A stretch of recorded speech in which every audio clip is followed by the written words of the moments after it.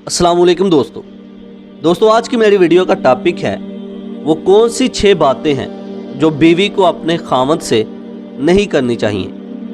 Number 1, बीवी खामद के सामने उसके वालिदैन या बहन भाइयों की बुराई ना करे, क्योंकि अगर वो ऐसा करेगी तो खामद के दिल में बीवी की मोहब्बत कम हो जाएगी।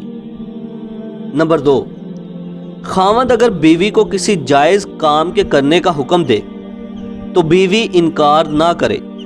इस तरह खामद के दिल में बीवी के लिए मोहब्बत पैदा होती है। नंबर 3, बीवी अपनी आवाज़ को खामद की आवाज़ से ज़्यादा बुलंद ना करे।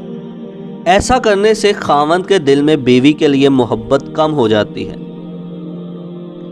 नंबर 4, बीवी खामद की आमदनी से ज़्यादा डिमांड ना करे। ऐसा करने से खामद और बीवी के दरमियान तलखियाँ पैदा होती हैं जो कि झगड़े का बायस बनती हैं। नंबर 5, बीवी दूसरे मर्द की तारीफ़ें अपने खामद के सामने हरगिज़ ना करे, क्योंकि ये बात किसी भी खामद को पसंद नहीं होती है।